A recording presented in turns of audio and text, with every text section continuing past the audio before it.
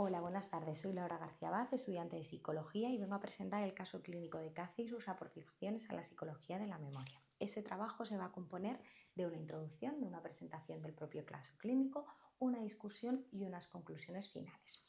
La introducción la he dividido en tres grandes bloques. El primero es el objetivo general del caso, que al final es analizar y comprender cuáles son las aportaciones que este propio caso hace a la psicología de la memoria. Por un lado, porque permite comprender cómo funcionan los distintos sistemas de memoria y por otro lado, porque establece los correlatos entre las estructuras cerebrales y las distintas memorias que tiene el ser humano. Por otro lado, los autores como objetivo han sido establecer un perfil clínico y un perfil neuropsicológico, la elaboración y la práctica de pruebas y investigaciones experimentales para comprobar cuál es el estado y evolución de la memoria desde el accidente del paciente y de sus funciones cognitivas. Ambos bloques de objetivos han permitido redefinir el marco conceptual contemporáneo de la memoria. Asimismo, me gustaría presentar un caso similar que se estudió antes que el del paciente KC, que es el del paciente HM. Tiene similitudes y diferencias con el que vamos a ver a continuación. Pero por un lado, HM también tenía daños en el hipocampo, porque directamente le fue extirpado para tratar de evitar o reducir los ataques epilépticos que este paciente sufría. Como consecuencia, desarrolló una amnesia anterógrada, no era capaz de generar nuevos recuerdos autobiográficos y una amnesia retrógrada parcial, porque tenía recuerdos personales, pero no tenía recuerdos autobiográficos de los últimos años de su vida previos al accidente, previo a la operación. Ahora bien, voy a presentar el caso de CACE. CACE era un hombre que nació en 1951 en Toronto, Canadá. En 1981, cuando tenía 30 años, sufre un accidente con su motocicleta cuando ésta pierde el control y colisiona contra un automóvil. Como consecuencia, sufre un traumatismo craneoencefálico, un hematoma subdural y una pérdida de conciencia. Sí que es cierto que en consecuencia de todo ello sufre un gran daño cerebral de zonas muy amplias y muy difusas. Tras ello desarrolla una amnesia severa, pero mantiene sus funciones cognitivas. Ahora me gustaría poder explicar más a fondo cuáles son la sintomatología de este paciente desde que tiene el accidente. Como he dicho, tenía una amnesia, pero tiene una amnesia tanto retrógrada que no es capaz de recordar los recuerdos autobiográficos durante toda su vida, es decir, es una amnesia retrógrada total, no como la de HM, que era parcial, pero también tiene una amnesia anterógrada, no es capaz de generar nuevos recuerdos personales.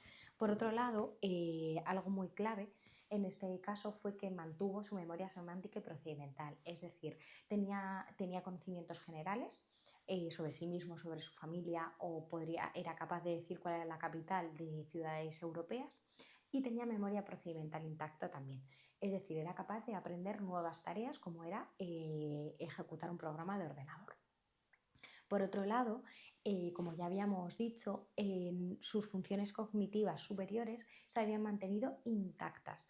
Su inteligencia, su razonamiento, el lenguaje y por último su personalidad no tuvo grandes cambios. Sí que es cierto que desarrolló una personalidad mucho más tranquila y no tuvo ningún tipo de confabulación ni delirio. Ahora bien, como sabemos, en toda investigación se realizan una serie de pruebas y entre las que quiero destacar algunas. Por un lado están las exploraciones neurológicas que fueron a través de las resonancias magnéticas con las que observaron que efectivamente el hipocampo y muchas estructuras adyacentes estaban totalmente destruidas. Esto se correlacionaría con esa amnesia retrógrada autobiográfica y también la amnesia anterógrada. Por otro lado, la corteza temporal y la corteza frontal se observó por la resonancia que estaba totalmente innata y esto se podía correlacionar con las memorias semánticas y procedimental que se habían quedado preservadas. Por otro lado, se hicieron otra serie de pruebas neuropsicológicas para confirmar efectivamente que las funciones cognitivas superiores se habían mantenido sin ningún tipo de daño. ni alteración. Se hicieron, por ejemplo, test de inteligencia con la que se vio que su coeficiente intelectual era normal, se hicieron pruebas del lenguaje que tuvieron resultados óptimos, etc. Sí que es cierto que me gustaría destacar dos investigaciones experimentales que fueron tanto el priming como el aprendizaje semántico. El priming consiste en un aprendizaje de facilitación por repetición. Lo que se hacía era presentar una serie de estímulos, imágenes, contextos, para presentar que se presentaban previamente a una información que queríamos que recordase. Y que, aunque fuese de manera inconsciente, asociase ese estímulo a ese nuevo recuerdo. Los resultados fueron muy óptimos y demostraron que el propio paciente K, al igual que otros pacientes sanos que participaron en la investigación, era capaz de almacenar y codificar ese nuevo recuerdo de la información. Por otro lado, en el aprendizaje semántico lo que se quería ver es cómo se adquiría nuevo conocimiento general sin tener recuerdos autobiográficos. Se presentaban hechos y palabras nuevas repetidamente, que efectivamente, a la medida que se repetían más veces, el paciente era capaz de recordarlo. En tercer lugar, querría plantear la discusión y la aportación que ha tenido este caso a la psicología de la memoria. Por un lado, ha permitido apoyar y confirmar las teorías que había planteado sobre la memoria Toulmin. Por un lado, el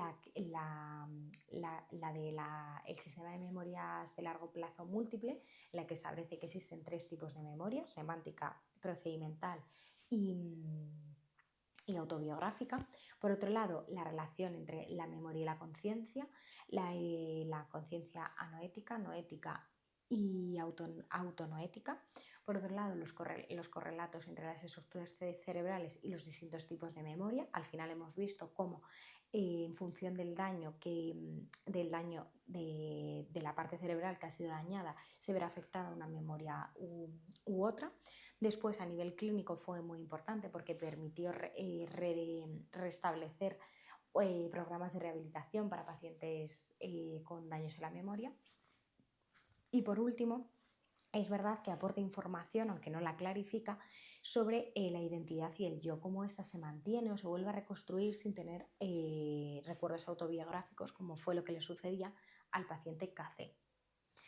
Por otro lado, sí que quería destacar que este fue el primer caso que se documentó. Sin embargo, es un caso único y no generalizable. Y es verdad que este caso siempre es estudiado dentro de las distintas áreas de la psicología de la memoria, porque permitió ratificar lo que antes eran ideas o hipótesis y que después se han convertido en teorías. Por otro lado, sí que hay casos que quedan por investigar, como cómo se generan los nuevos recuerdos personales si no tenemos hipocampo, cómo sabemos que la identidad individual y el yo no solo depende de la memoria autobiográfica, pero cómo se puede volver a reconstruir o cómo se mantiene sin tener esos recuerdos personales, y encontrar formas de llevar a cabo un mejor aprovechamiento de ese aprendizaje implícito o inconsciente. Y por último, las conclusiones a las que he llegado tras el análisis exhaustivo de este caso es que efectivamente la memoria no es un sistema único, sino que se compone de diferentes procesos y sobre todo diferentes sistemas, no solo de memoria a largo plazo, que son los que se centra este trabajo, con la memoria episódica, semántica y autobiográfica, sino también distintos tipos de memoria a corto plazo. Además, este trabajo permite observar que las memorias no son interdependientes y que una esté dañada no implica que el resto también lo estén. Por otro lado, también se puede ver cómo podemos seguir aprendiendo sin tener recuerdos previos sin tener recuerdos previos. Y cierto es que el hipocampo es clave para la formación y la consolidación de nuevos recuerdos autobiográficos, ya que este paciente no era capaz de recordarlos, pero tampoco era capaz de generar nuevos recuerdos personales. Así que esto es todo. Espero que que haya gustado. Y estas son las referencias, que es el artículo del caso clínico que he examinado. Muchas gracias y feliz día.